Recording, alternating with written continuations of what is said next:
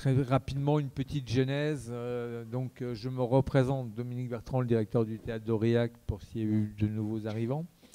Il y a 3-4 ans, j'ai eu le plaisir d'accompagner la création d'un spectacle tiré d'un roman Leurs enfants après eux de Nicolas Mathieu.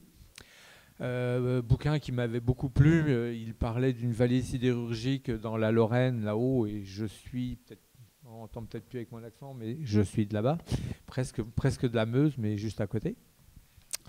Et donc, j'avais été très touché par ce roman, et j'ai eu le plaisir de rencontrer Hugues Gourou, qui était metteur en scène et qui voulait monter ce spectacle, une pièce de théâtre.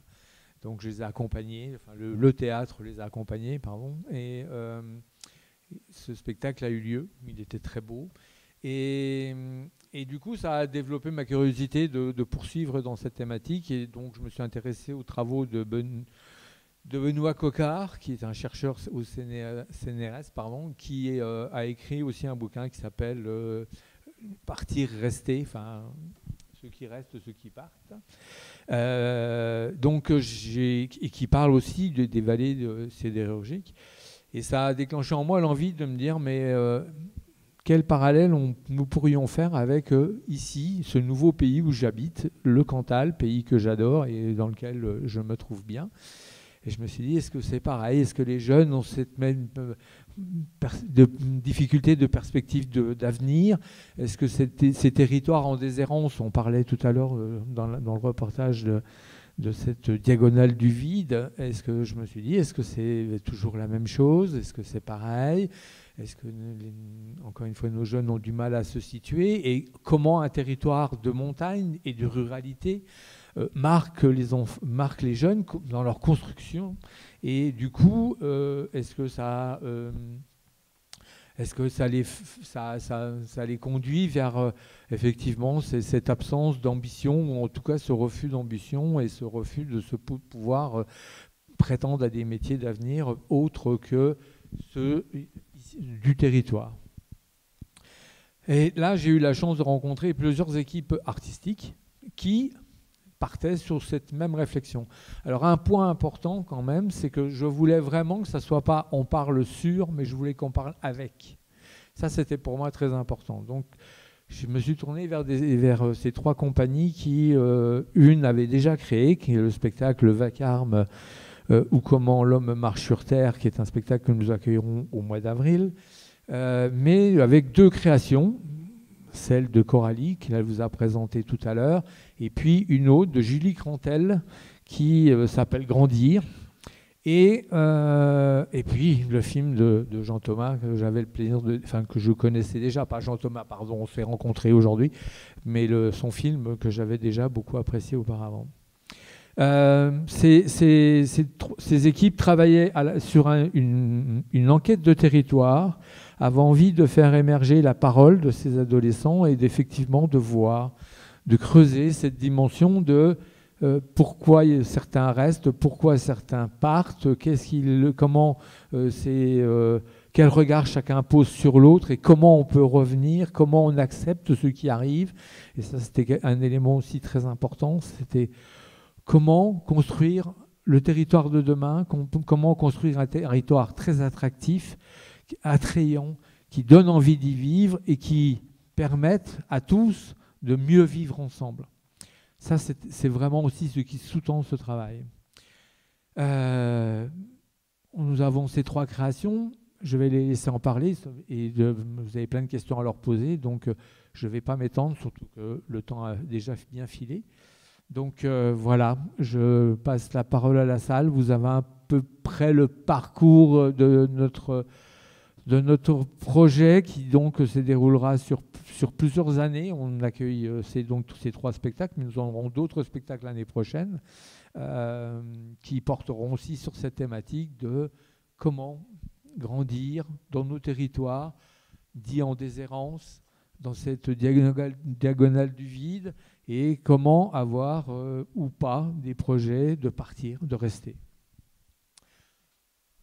C'est à vous. Si vous avez des questions, n'hésitez pas. Allez-y.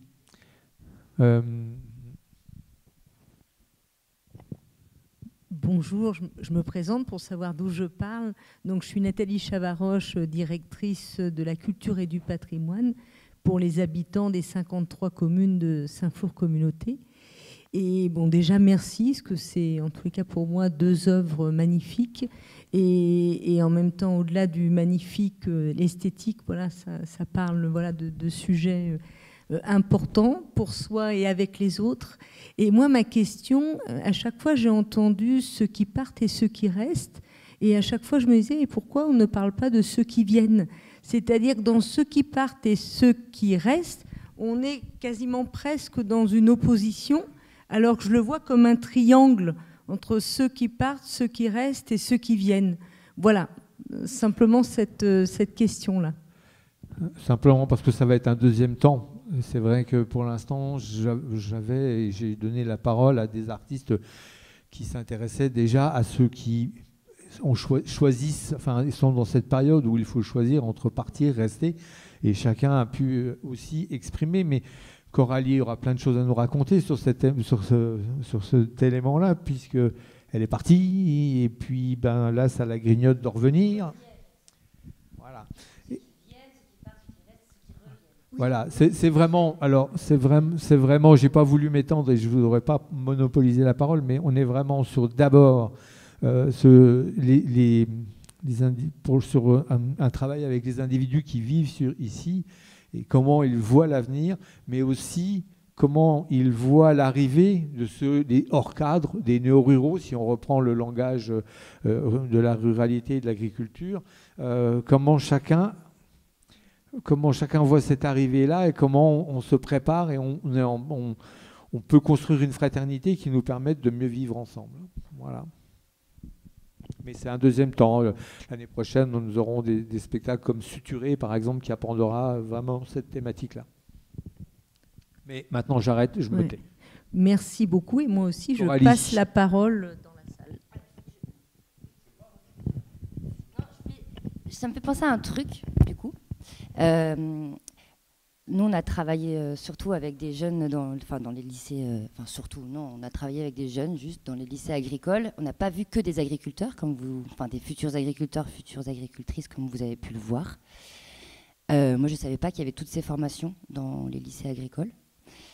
Et en fait, en entendant ceux qui viennent, finalement, on en parle très peu dans la web-série, mais quand même, c'est un sujet qui est important pour moi.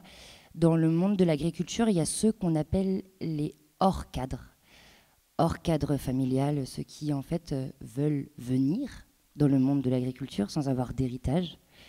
Et on en parle quand même... c'était important pour moi, en plus, d'en parler, parce que je viens d'une ferme, et dans ma ferme familiale, se posait la question de qui allait reprendre. Et quand j'ai rencontré ces jeunes, on était pile au moment où mes parents et mon oncle et ma tante allaient prendre leur retraite. Et m'est venu un peu dans la tête, en rencontrant ces jeunes qui n'avaient pas d'héritage, de me dire, est-ce que je pourrais pas en présenter un ou une à ma famille pour que ce soit potentiellement le futur ou la future repreneuse de cette ferme. Bon, l'avenir a décidé, d'autres ont pris des décisions, et voilà. Mais en tout cas, je pense qu'on parle un tout petit peu de ceux qui viennent, en parlant de ceux qui sont hors cadre. Voilà. Et c'est important d'en parler, surtout aujourd'hui avec la question de la transmission compliquée dans le monde de l'agriculture. Bonsoir, moi j'aurais une question par rapport au dernier film où à un moment il y a un jeune qui dit qu'en ruralité on n'a pas vraiment d'accès à la culture et tout de suite après il y a des éléments qui pour moi prouvaient le contraire en fait. C'est-à-dire que dans le quotidien des gens qui sont dans la ruralité, il y a des choses qui sont de l'ordre de la culture. On a vu des jeunes qui dansaient. On a vu cette danse autour du feu. Et en fait, ma question, c'est est-ce que vraiment c'était intentionnel ou moi je l'ai ressenti parce que j'avais envie de le ressentir comme ça, voilà. Oui, c'est un montage. Donc, quand on monte, on choisit. Et oui, c'était intentionnel. Et en même temps, c'est surtout réel au-delà d'être intentionnel. C'est-à-dire que enfin, sans employer des mots valises, mais ça dépend qui parle, d'où et avec ce qu'il a en tête. Donc, ce que Dylan met derrière le mot culture et pas ce que Félix met, et ainsi de suite. Et donc, chacun, enfin, je vais essayer de ne pas enfiler les lieux communs, mais chacun a sa conception de. C'est comme quand. Alors, pour le coup, c'est dans les nouvelles venues, quand Raphaël parle des chasseurs. Elle n'a pas la même vision que Félix, qui n'a pas la même, et ainsi de suite. Et moi, cet effet de lieu qui concerne, je ne veux pas faire de généralité, qui concerne ce qui se passe là-bas, mais je pense qu'il y a plein de points communs avec plein d'autres choses. Par exemple, j'ai retrouvé beaucoup de phrases de ce que j'ai entendu. Parce que pour faire un film comme ça, il y a tout le travail en amont, d'aller voir les gens, de leur parler, enfin un peu ce que tu as fait, de rencontrer les gens, de parler, de reparler, de choisir, de voir ce qu'il est possible de faire, de filmer, quand, comment, pourquoi, bon bref. Mais oui, non, il y a une diversité. Oui, bien sûr, c'était un des enjeux de cette histoire, hein, c'est d'éviter autant que possible d'avoir des vérités comme ça à l'emporte-pièce, des caricatures. Et non, il y a chacun fait son chemin différemment. L'idée, c'est qu'ils puissent tous et toutes le faire avec ce qu'ils ont envie de faire, et voilà, c'est tout. Mais effectivement, non, il y a des différences, il y a de la culture, bien sûr.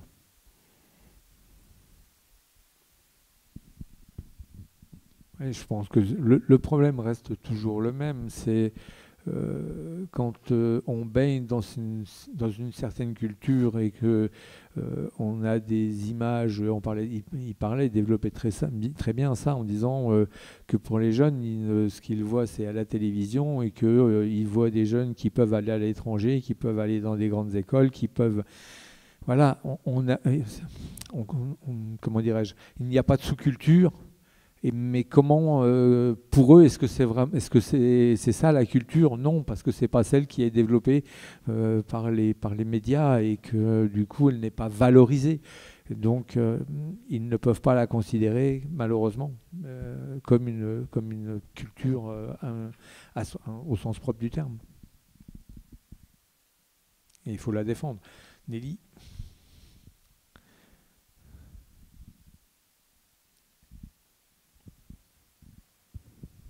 Oui, bonsoir et merci beaucoup pour ce travail.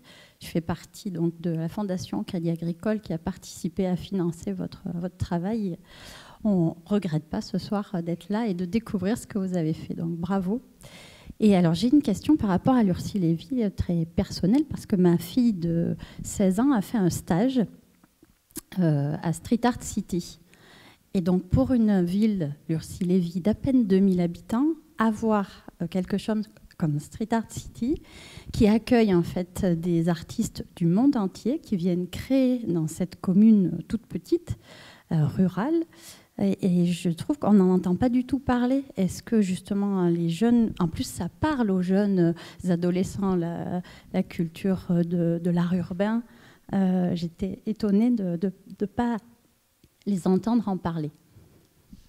Quand j'ai préparé le film, j'y suis allé. J'ai rencontré le monsieur qui est belge ou hollandais, ou c'est ça ou... Enfin bref, en tout cas, je les ai rencontrés. Je suis allé voir dans le lieu qui est effectivement assez impressionnant. C'est pas dans le film. Il s'est trouvé, j'ouvre une parenthèse et je la referme immédiatement, qu'en plus, il y a eu des périodes, comme on le voit, de confinement qui n'a pas facilité la fabrication de beaucoup de choses qui étaient prévues et qui ne se sont pas passées. Mais c'est pas pour me défausser. J'ai pas trouvé avec les personnes que je filmais de corrélation directe. En fait, je sais qu'il y a beaucoup de gens qui y vont. Je suis pas sûr qu'il y ait énormément de gens du coin qui y aillent. Ce qui dit un truc aussi. Je m'interroge, hein, mais je sais que c'est un gros. Enfin, moi, j'ai trouvé le lieu incroyable. La réhabilitation de tout ça, le street art. Sauf que c'est pas une street là-bas, mais ça c'est un autre sujet. Oui, c'est très intéressant. J'ai pas eu la sensation que ça parlait à beaucoup des jeunes que moi j'ai filmés. Voilà. Mais je l'ai rencontré, j'ai trouvé l'endroit incroyable. J'ai juste eu la sensation que beaucoup de gens qui y allaient. Alors, je sais que les écoles de Lurcy et d'autres, ils vont quand même ponctuellement, mais le cœur de, peut-être je me trompe. Hein, bon voilà, après j'ai fait le choix de pas me pesantir vers ça, mais j'ai eu la sensation que beaucoup de visiteurs là-bas n'étaient pas forcément des gens, quand je dis de Lurcy, ou très proches, quoi. Mais peut-être je me trompe, mais j'ai eu un peu cette sensation, au-delà de ce que j'ai trouvé de formidable dans ce projet. Oui, mais je suis d'accord. Mais ça, effectivement, je trouve que ça dit quelque chose. C'est qu'en fait, dans cette commune de à peine 2000 habitants, d'avoir ce qu'ils ont, c'est juste incroyable. Ça paraît complètement décalé. Et c'est connu dans le monde entier. Et en fait, pour les locaux, ça n'a pas tellement de résonance, alors que c'est aussi une possibilité d'ouverture et de rencontre avec des artistes du monde entier. Et c'est étonnant. C'est une vraie bonne question, je suis d'accord. Mais c'est compliqué à instaurer le... Mais je me suis posé la question aussi de... Bon, déjà, graphiquement, c'est joli à filmer, il se passerait un truc. Le fait est que, objectivement, enfin, je suis content de ne pas me tromper, ça a peu d'écho localement. C'est pas très ancien non plus. Donc non. Bon, puis en plus, il y a eu le confinement. Oui. Ouais, mais l'endroit est incroyable. Mais c'est vrai que c'est un vrai sujet que c'est un peu posé, quoi. C'est un peu comme ça, parachuté, j'allais dire. Mais quoi que je pense du lieu, par ailleurs. Mais c'est un vrai sujet pour le coup, je suis d'accord. Et le fait que ce soit en fait des gens extérieurs aussi au territoire qui n'appartenaient pas à la commune, qui sont venus et qui ont repris une friche et qui, enfin voilà, il n'y avait pas de lien avec les locaux et qui ont du coup ouvert à l'extérieur, mais qui eux n'étaient pas déjà impliqués dans la. Enfin voilà, je veux pas. Non, c'est vrai. Mais pour le coup, par rapport à ce que tu disais. Moi, j'étais plus dans l'idée de partir du local et de ce qui sortait de là. Et pour le coup, ça allait peu vers ça, même s'ils savent que ça existe, évidemment. Mais c'est une interrogation intéressante, ce mariage qui prend ou pas, quoi. Et j'avais une deuxième question, et après je laisse le micro aux autres personnes de la salle, sur Chemin d'avenir. Je trouve que c'est vraiment une initiative très intéressante, et bravo à la fondatrice. Elle œuvre donc partout en France, en fait, cette association. J'ai vu à la fin, c'est... Comment dirais-je ? Je ne la connais pas, je cherche à la connaître. J'ai pas l'impression qu'elle ait connaissance du Cantal.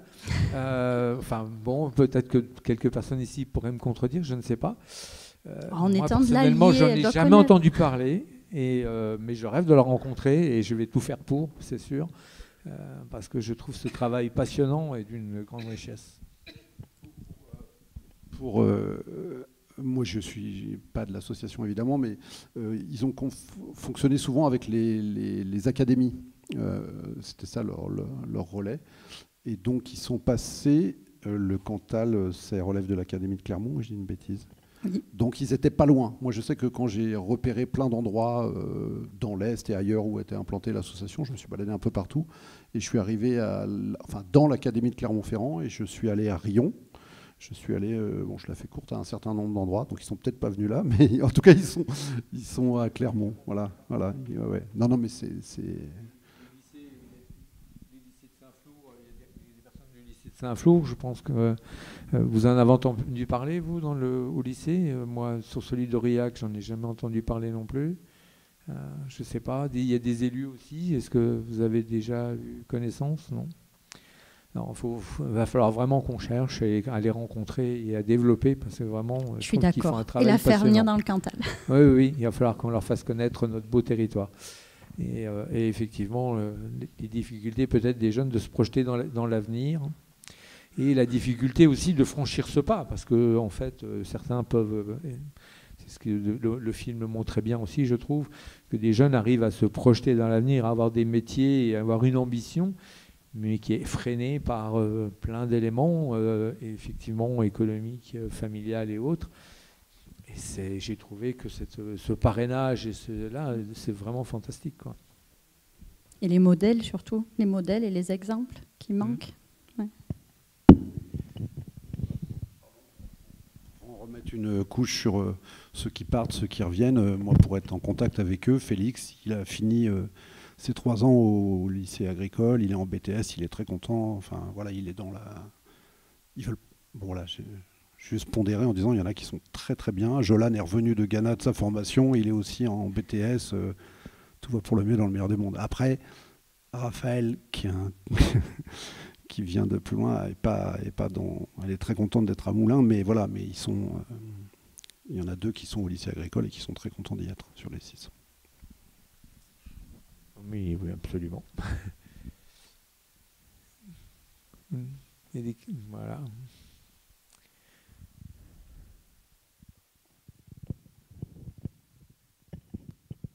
Ouais, je voudrais revenir sur la question de la confiance pour les jeunes. J'ai eu l'opportunité d'intervenir un petit peu en lycée agricole auprès de Bac Pro par apprentissage. Et j'ai constaté, les professeurs me disaient souvent, on ne sait pas ce qu'on va en faire. Et ça me surprenait, je trouvais ça un peu dur, mais bon, ils étaient à leur contact au quotidien, alors que moi j'intervenais 3 jours dans l'année. Alors, bon. Et malgré tout, je me disais, ils sont intelligents autant que d'autres. Ils n'ont pas forcément les mêmes peut-être capacités cognitives, la même adaptation au monde scolaire, mais ils ont une vraie intelligence de la connaissance de leur milieu, de leur vie rurale. C'était presque tous des fils de paysans. Ils aspiraient tous à reprendre presque la ferme de leurs parents. Et en fait, moi j'en ai rencontré quelques années après, parce que dans mon métier, il se trouve que j'intervenais après à titre personnel pour eux. Et puis je voyais des jeunes qui s'intégraient bien, voire qui avaient réussi. J'en ai rencontré il y a 15 jours, ils se payent mieux que moi, donc tant mieux pour eux. Voilà, donc c'est chouette, quoi. Ils sont agriculteurs et ils ont réussi, en fait. Et je trouve que cette question de la confiance, on ne la met pas assez en avant, enfin, on ne les aide pas à prendre vraiment confiance en eux.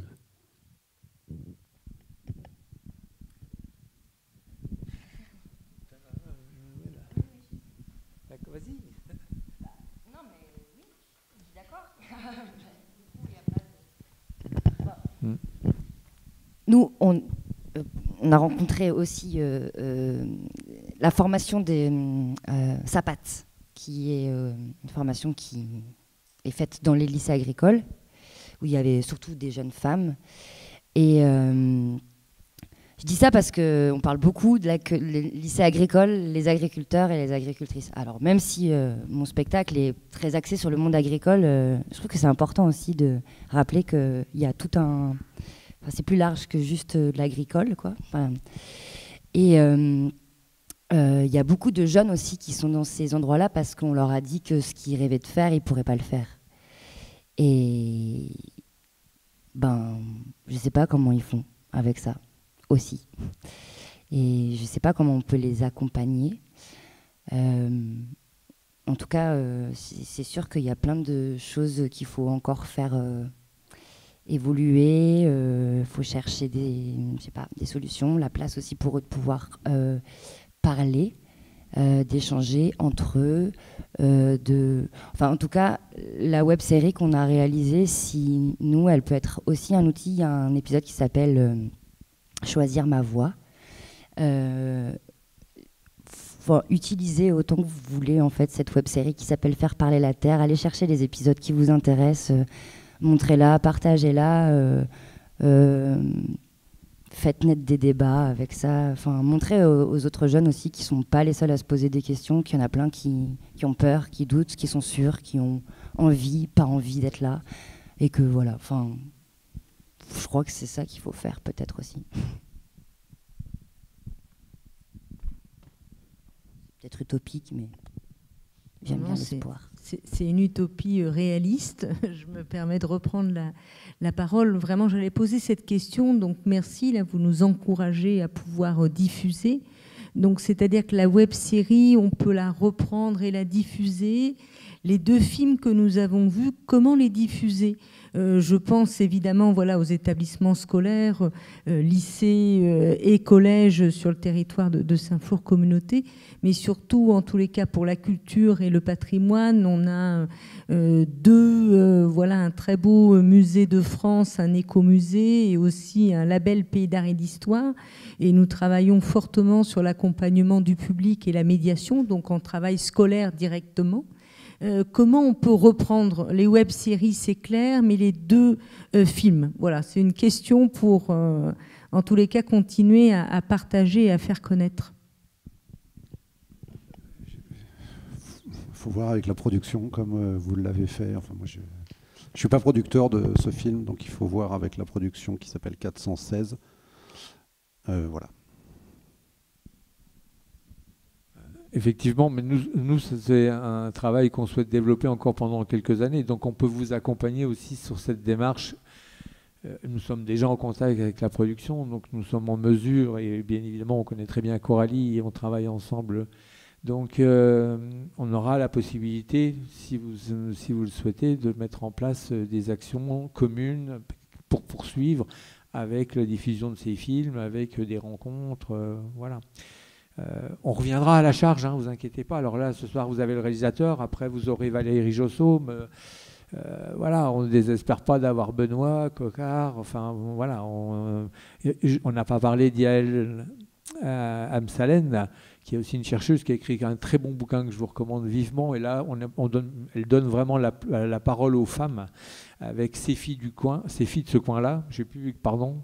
Hein, les filles du coin, simplement, ouais. Les filles du coin, je vous le recommande vraiment parce que en plus, elle a vraiment creusé la spécificité de la place de la femme dans ces territoires ruraux et de la difficulté d'être et de pouvoir être.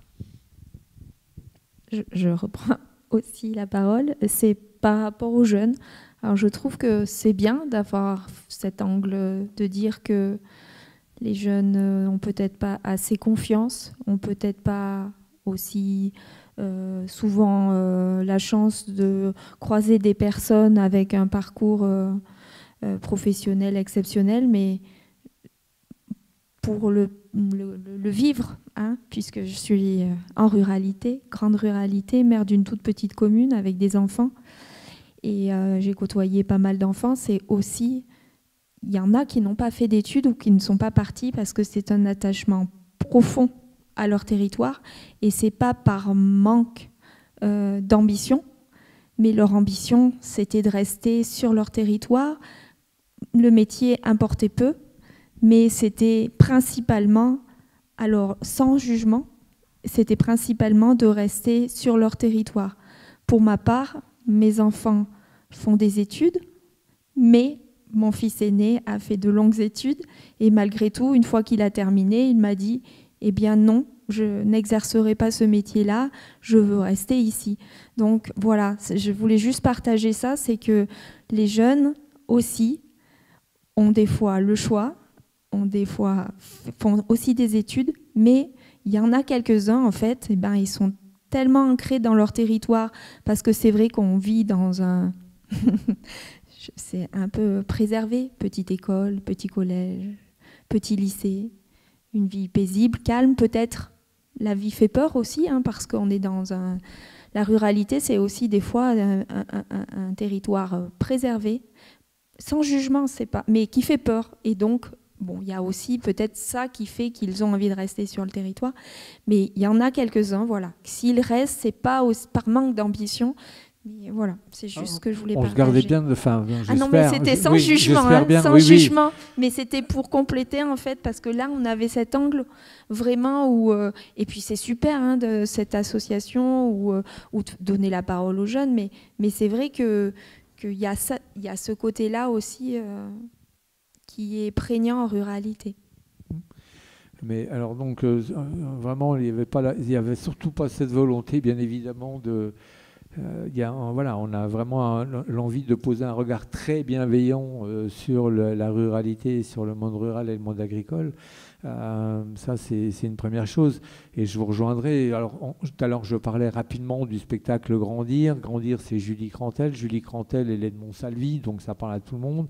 Jeune fille qui vivait sur ce territoire. Donc, dont les parents étaient agriculteurs et elle vivait toujours dans la ferme de ses grands-parents, les parents habitant un petit coin de cette grande ferme. Et pareil, à 17, 18 ans, la première chose dont elle rêvait, c'était de pouvoir partir. Alors non pas qu'elle n'aimait pas le territoire ou qu'elle l'aimait, pas même d'études ou pas d'études. C'était vraiment son souci de l'anonymat. Elle avait envie de retrouver à la fois une plus grande proposition culturelle, donc elle est partie sur Paris, bien évidemment, mais aussi elle a un grand besoin d'anonymat. C'était une grande souffrance pour elle, et ça a été abordé, j'ai beaucoup aimé dans ton film, il y a un moment donné un jeune qui aborde ça, où soit on est super bien là parce que tout le monde nous connaît et donc on s'en rassure, soit c'est tellement, et ça devient complètement étouffant. Elle le décrit assez bien, Julie, en parlant de ce bus qu'elle prend depuis la maternelle pour aller à l'école, et qu'elle rencontre toujours les mêmes personnes et tout ça, et elle se demandait comment elle pouvait se singulariser dans cet univers-là. Et c'est donc cette soif de partir pour pouvoir vivre ça, pour pouvoir être elle-même à un moment donné. Maintenant, avec l'envie aussi de revenir en permanence sur ce territoire. Elle continue à vivre à Annecy, elle a quitté Paris pour Annecy, mais elle a besoin très régulièrement de revenir sur le Cantal, de revoir sa famille, bien évidemment, mais aussi de revoir ses amis, ceux qui sont restés, avec lesquels elle partage, parce que je me demandais aussi ce regard, que Benoît Coquart définit assez bien, lui, sur la difficulté de ceux qui partent de revenir avec le regard, le jugement que chacun porte les uns sur les autres. Et donc, Julie, voilà, elle me dit, non, moi ça va, j'ai plein d'amis, je suis très heureux et j'ai besoin de les retrouver, mais j'ai aussi besoin, je ne sais pas ce territoire, comment il m'a nourri quelque part, mais par contre, je sais que j'ai besoin d'y revenir constamment, quoi. Et je trouvais ça très intéressant. Moi, je voulais juste, si ça vous embête pas, juste réagir à votre remarque. C'était que j'ai beaucoup aimé la partie de la jeune fille qui essaye de définir ce que c'est partir et fuir. Parce qu'en fait, entre partir et rester, il y a quelque chose, je ne sais pas, peut-être je me trompe, moi je ne suis pas enfant d'agriculteur, mais il y a une sorte d'urgence, c'est-à-dire, est-ce que je peux partir, expérimenter des choses, faire autre chose et revenir après ? Il est comme si les choses devaient s'enfiler directement tout de suite, quoi. Et je pense que ça, voilà, c'est aussi ça, des fois, notre lien à notre territoire, c'est de se dire si j'ai peut-être quelque part une petite curiosité, mais est-ce que je vais pouvoir revenir est-ce que, voilà. Bon, je me dis que c'est peut-être plus fort dans le monde agricole et que est-ce qu'on ne se conditionne pas à se dire non, mais en fait, je ne peux pas, quoi. Moi, j'aime bien, je suis bien ici, je sais que c'est là que j'ai envie de passer le plus grand temps de ma vie et donc, je n'ai pas la possibilité de rassasier ma curiosité pour d'autres choses. Et l'autre point, c'était de me demander si cette possibilité de partir et de revenir, de faire mes choix comme ça, en toute liberté, ça ne me permettrait pas aussi d'être accueillant pour les gens qui ne seraient pas de chez moi. Voilà.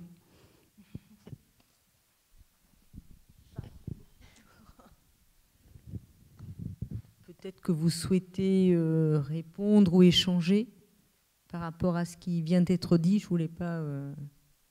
Ils sont muets là-bas. Bon. Du coup, ça laisse le temps. Moi, c'était simplement pour continuer à partager, à faire connaître et créer du lien. On parlait de différents films et je pense à 2 pièces de théâtre, dont une qui est, voilà, que l'on a vécue ici au mois de mai au Théâtre Le Rex dans le cadre de notre saison culturelle qui s'appelle Femmes de ferme et qui est, voilà, une très belle pièce de théâtre aussi, voilà, pour partager. Et une l'année dernière, là dans un autre théâtre du territoire, à Pierrefort, qui s'appelait Les Crieuses, et où il y a eu un vrai travail ensemble avec la MSA, avec le GDA de Pierrefort, c'est ça ? Voilà. Et donc, c'est voilà, pour partager aussi sur ce qui se fait, s'est fait et continue à se construire. Et voilà, aussi merci à vous parce que ça permet voilà, de continuer à avancer sur voilà, cette ruralité de demain aussi. Nelly, éventuellement, si vous en êtes d'accord, si vous vouliez là-haut donner votre sentiment sur les films qui vous ont été présentés, si vous aviez des retours à nous faire, parce que moi, ça m'intéresserait beaucoup, personnellement, très indigné. Alors, mon avis sur ces 2 films. Donc, moi, en étant élève, 2 secondes, donc j'ai été en 3e il n'y a pas très longtemps. L'association pour les jeunes élèves de 3e, moi, j'aurais vraiment aimé avoir ce genre d'association, parce que j'en ai pas eu le droit, j'en ai pas eu, je l'ai pas eu tout court. Et je trouve ça vraiment bien, et on peut voir que ça a aidé quelques élèves, et qu'au final, même si tous les élèves ne sont pas partis où ils auraient aimé partir, ça les a quand même aidés. Donc en tant qu'élève, moi, ça m'aurait plu d'avoir ça. Donc moi, je trouve que c'est quand même une très bonne association. Et voilà, c'est mon avis. Est-ce que ça vous a manqué? Est-ce que vous pensez que si vous aviez eu cet éclairage-là et cet accompagnement-là, vous auriez misé sur un autre parcours que celui sur lequel vous vous êtes engagé? Je sais, je pense, je sais pas, parce que ce que je suis en train de faire en ce moment, ça me plaît, mais peut-être que si j'aurais eu ça, j'aurais trouvé quelque chose d'autre et ça m'aurait plus plu, mais donc je sais pas, peut-être, certainement.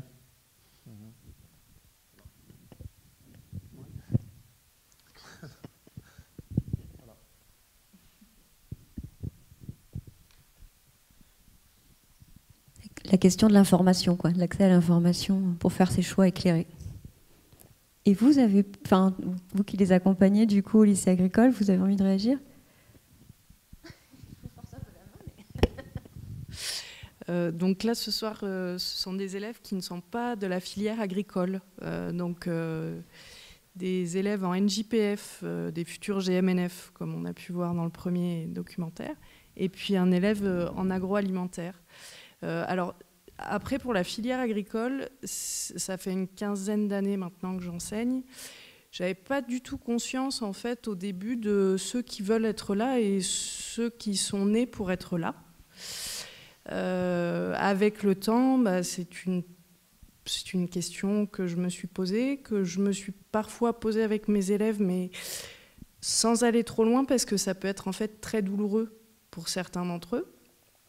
Donc la question du choix dans les lycées agricoles, c'est quand même, on peut avoir une image idyllique de l'extérieur, mais c'est quand même une vraie problématique et qui peut être très douloureuse en fait.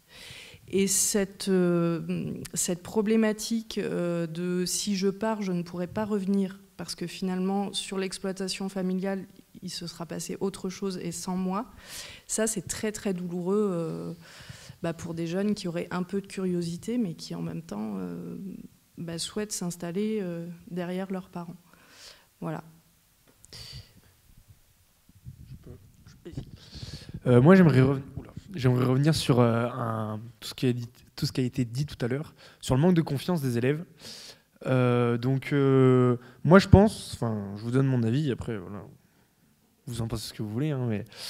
mon avis, c'est que, moi, ce que j'ai vécu, c'est que, en troisième, on a souvent de manque de confiance, on sait pas trop, on a peur d'aller dans une filière qui nous plaît pas, et être déçu, puis on a peur, vraiment, voilà.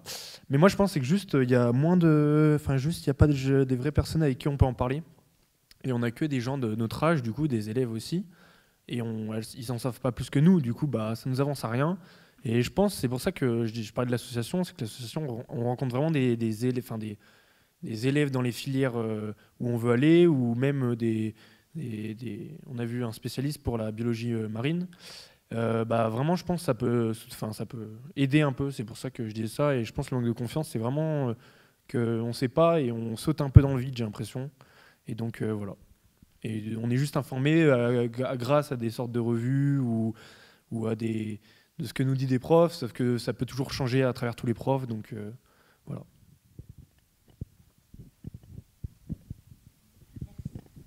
Je n'ai pas osé vous demander ce que vous en pensiez quand on parlait de ça tout à l'heure. Alors, merci. Bon. Il y a Louise qui... Ouais, grand moment. Oui, c'est vrai que nous, quand on a été du coup dans tous ces lycées, c'est un petit peu ce qu'on a remarqué, quoi. Qu'il n'y avait pas beaucoup de place aux élèves pour parler et il n'y avait pas beaucoup de temps de parole et on sentait que vraiment c'était quelque chose de parler, déjà que c'était nouveau pour eux presque. En plus, devant des inconnus, ils ont été très courageux, ils ont été très sympas avec nous de le faire.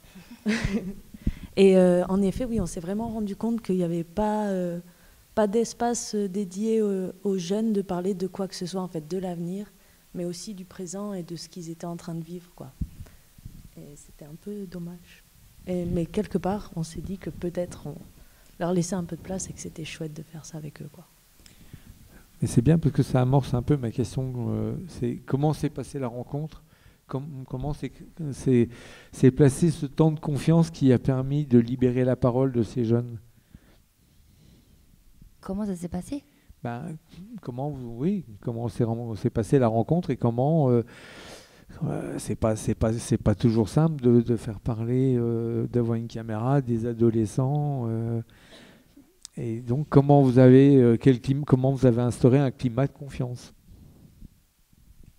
Nous, ça s'est fait très vite. On n'avait pas beaucoup de temps parce que malheureusement, on intervenait dans les établissements, dans 3 des 4 établissements, on n'était là-bas que 3 jours.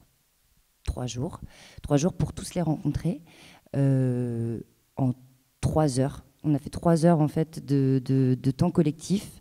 Et à la fin de ce temps collectif, on leur a demandé qui était OK pour passer du temps en individuel avec nous 3, pour qu'on leur pose des questions. Ils se sont inscrits. Et ensuite, on s'est dit, on va voir. En fait, ils ne nous connaissent pas, on ne les connaît pas, on ne les a rencontrés que pendant 3 heures. Ils sont OK pour nous raconter des trucs. On va faire ensemble et on va voir. Donc ça s'est fait, je sais même pas. Ça s'est fait parce que, je sais pas trop comment en fait répondre à la question à part dire que ça s'est fait. On a eu de la chance en fait que des jeunes nous fassent confiance, puis je sais pas quoi dire en fait de plus quoi. Ça va avec lui, c'est ce que disait Louise quoi. On a fait avec le moment et voilà.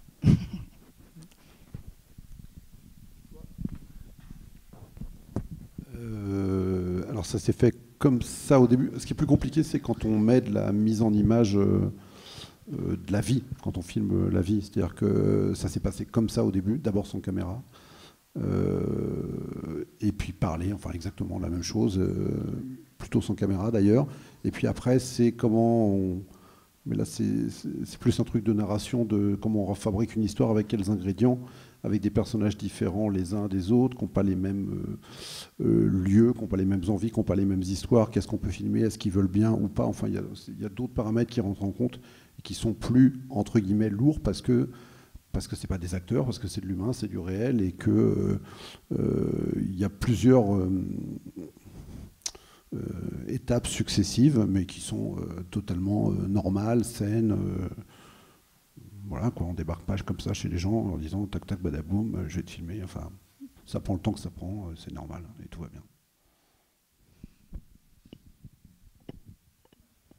Sur la petite série, au début on les voit faire un jeu et dire leur prénom. Je n'ai pas forcément compris ce qu'ils faisaient. Je me suis demandé si c'était pas un brise-glace justement. Ouais, en fait, sur les 3 heures qu'on passait tous ensemble, là, à chaque fois qu'on rencontrait une classe, je leur proposais des jeux de théâtre, ou un temps en fait pour qu'on se rencontre à travers des petits jeux, et tout était filmé. Et donc Louise avait installé ses 2 caméras et Camille était à la perche pendant les 3 heures pour tout prendre et pour qu'ils s'habituent en fait à notre présence aussi autour d'eux. Et donc on faisait un temps de présentation, des fois on faisait même des improvisations de théâtre. On leur proposait carrément quand on avait le temps et quand on sentait que c'était possible, on leur a même fait faire des petites impros. Et après il y avait ce petit temps de débat où moi aussi je leur livrais un peu de moi pour pouvoir après en fait montrer, qu'ils sachent d'où je venais et qui j'étais, voilà, pour pas leur à la fin de chaque entretien, on leur posait aussi la question de s'ils voulaient nous poser des questions. Ils nous avouaient qu'ils nous trouvaient un peu bizarres, mais qu'ils se demandaient ce qu'on allait faire de tout ça et pourquoi on s'intéressait à eux. Mais voilà, c'est brise-glace, quoi. Ouais. D'autres questions? Ou d'autres avis? Oui.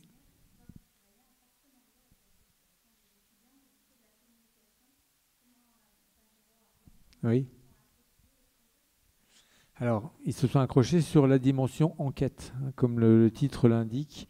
Nous aurons une table ronde demain soir Et nous allons explorer cette dimension d'enquête et comment l'enquête peut nourrir un acte artistique et un acte de création théâtrale. Voilà. C'est comme ça qu'ils se sont raccrochés. Enfin, si on peut dire comme ça. Alors vous êtes bien évidemment, vous êtes les bienvenus demain à cette table ronde.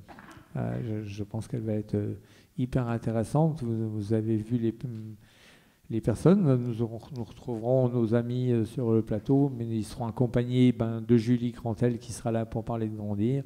Nous aurons, j'ai oublié son nom, mais pour Vacarme, et puis nous aurons une chercheuse, comment ?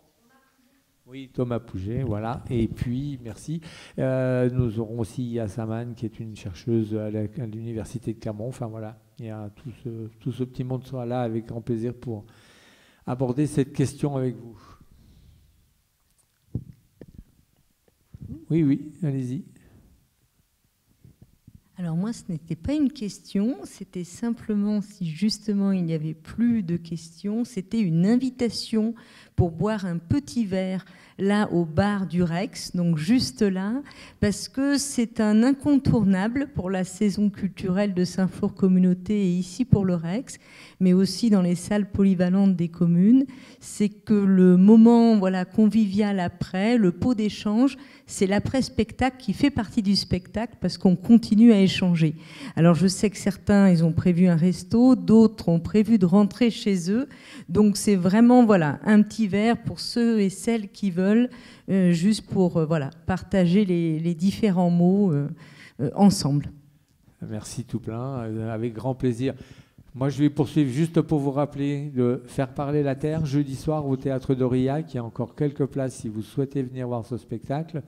Nous aurons le plaisir aussi d'accueillir le lycée agricole de Saint-Flour. Donc, on se fait une joie qu'ils puissent voir ce spectacle. Vous précisez que si nous sommes là ce soir, le théâtre et nos amis artistes, c'est grâce au fonctionnement du théâtre, donc avec ces aides financières qui proviennent des institutions telles que la DRAC, la région, le département et la ville d'Aurillac, mais aussi ce soir, spécifiquement grâce à un mécénat particulier, au Crédit Agricole, à la MSA, à ESIO, la Chambre d'agriculture. Voilà, ce sont nos partenaires, c'est nos 4 partenaires sur cette soirée et toutes les autres. Et nous tenons déjà chaleureusement à les remercier parce qu'ils nous permettent de nous rencontrer. Et puis de vous remercier aussi de cette invitation pour aller boire un petit verre maintenant. Voilà.